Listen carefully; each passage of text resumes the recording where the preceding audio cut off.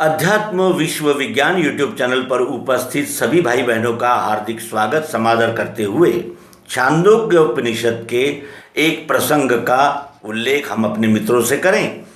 हमारे सभी धर्म ग्रंथों में सतत एक शब्द सुनाई देता है, तत्त्वम असि। वही तुम हो, वही तुम हो, वही तुम हो का आशय शब्दों में तो हमें प्राप्त हो जाता है, लेकिन उस शब्द का लक्ष्यार्थ क्या है ये इस घटना से स्पष्ट हमें नज़र आता है और इसका अनुभव भी हम प्राप्त कर सकते हैं। इसमें एक संवाद आता है कि धौम्य ऋषि के जो शिष्य थे आरुणि उद्दालक, उनका पुत्र था श्वेतकेतु। श्वेतकेतु को बचपन से ही एक ऋषि कुल में उसके पिता ने रख दिया और ऋषि कुल से वो संपूर्ण अपनी शिक्षा को पूरी कर कर जब लौटा तो पिता ने उससे पूछा कि बेटे कहिए, अब आपको आगे अभ्यास करना है, पढ़ाई करनी है या विवाह करके गृहस्थाश्रम को प्रस्तुत करना है, आप उत्तर दीजिए। तो उस बेटे ने कहा कि पिताजी, एक बार मैं राजा जनक के दरबार में होने वाले शास्त्रार्थ को जीत लूं तो फिर विवाह करने में कोई अड़चन नहीं है।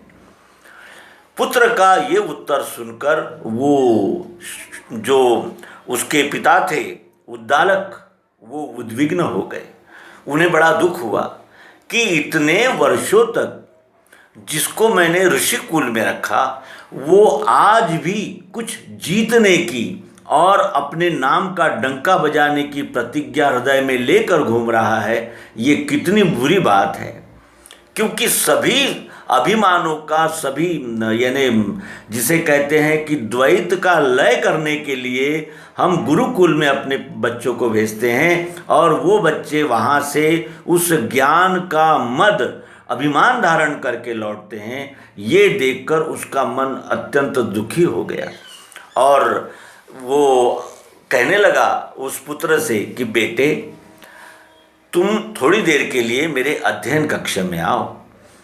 तो वो जो लड़का था श्वेतकेतु, वो अपने पिता के पास पहुंचा और उसने कहा हाथ जोड़कर कि पिताजी, आप क्या कहना चाहते हैं, आप मुझे बताइए।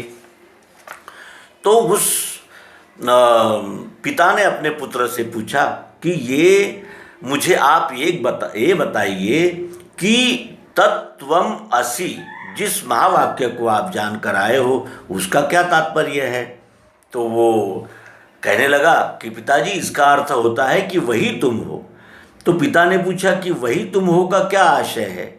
तो वो बेटा व्यवस्थित उत्तर नहीं दे सका, इसीलिए उसने वो अपने बेटे को बगीचे में चलने के लिए कहा और बगीचे में पड़ी हुई एक मुट्ठी मिट्टी उठा ली और उससे पूछा कि देखो ये क्या है, ये मिट्टी है।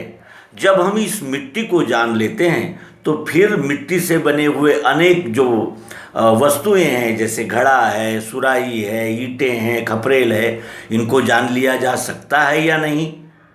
तो बेटा कहने लगा कि हाँ, क्योंकि मिट्टी ही तो है और मिट्टी ही से तो सारे ये जो आप वस्तुएं कह रहे हैं वो बनी हुई है। यानी मूल तत्व को जान लेने पर संपूर्ण का बोध हमको हो सकता है।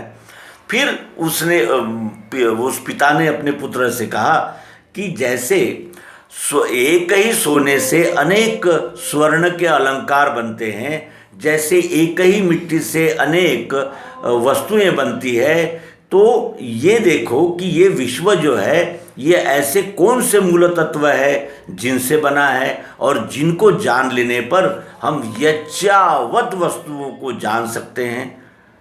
तो बेटा फिर विचार में पड़ गया, तो ये तो हमें बताया ही नहीं गया। हमें तो अनेक प्रकार की विद्याएं सिखाई गई और शास्त्रों का और धर्म ग्रंथों का अभ्यास कराया गया, लेकिन ये जो आप कह रहे हैं ये तो हमें नहीं सिखाया गया।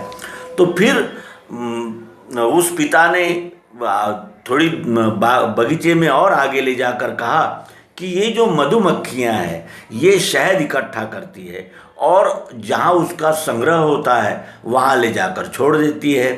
तो जब वो छोड़े हुए शहद में क्या ये पहचाना जा सकता है कि ये शहद किस फूल से किस फूल से लिया गया है?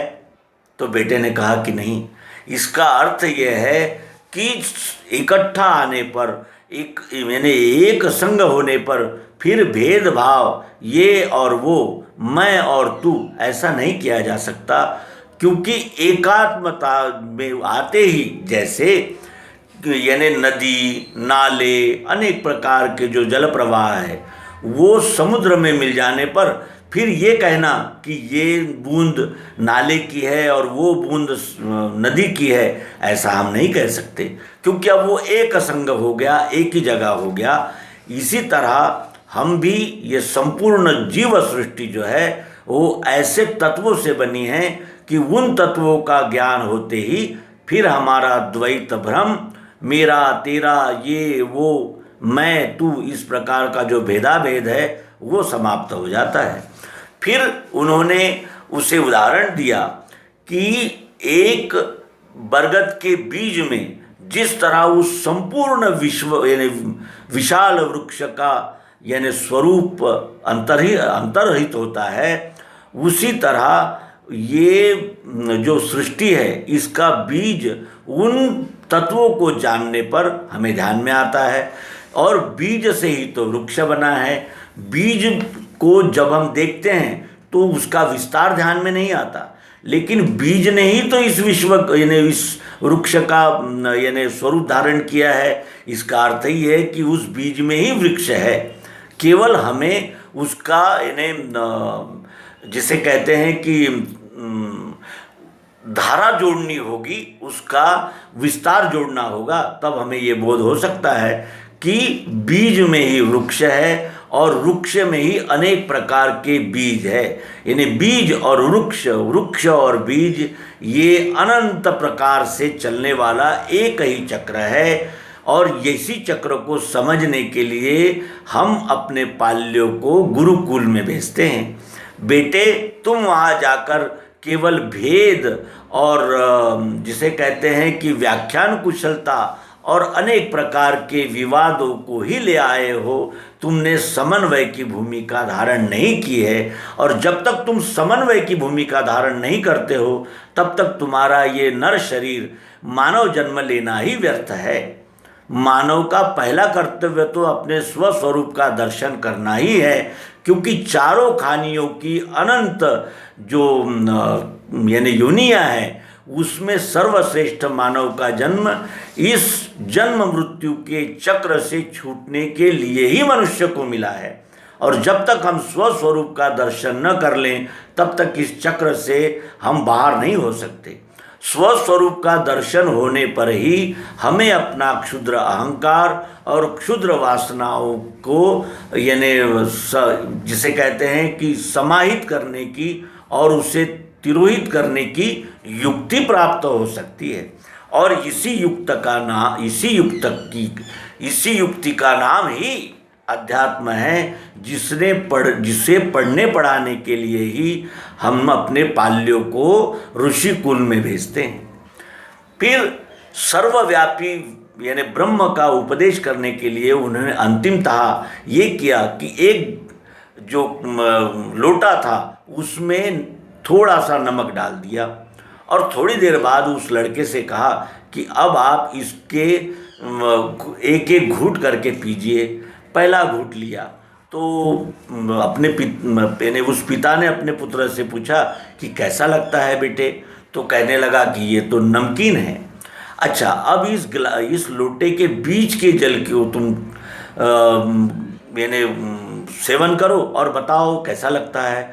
तो उसने सेवन किया उस लोटे के बीच का जल और कहने लगा कि ये भी नमकीन है। और अंतिम बूंद को भी तुम चक्कर देखो। जब उस शिष्य ने उस पुत्र ने चक्कर देखा तो कहा कि ये भी नमकीन है। इसका अर्थ ही ये है कि वो नमक ने जल का रूप ही धारण किया है। उसी तरह पृथ्वी, जल, अग्नि, वायु, आकाश, सत्वगुण, रजोगुण, तमोगुण ने ही इस संपूर्ण सृष्टि का रूप धारण किया है।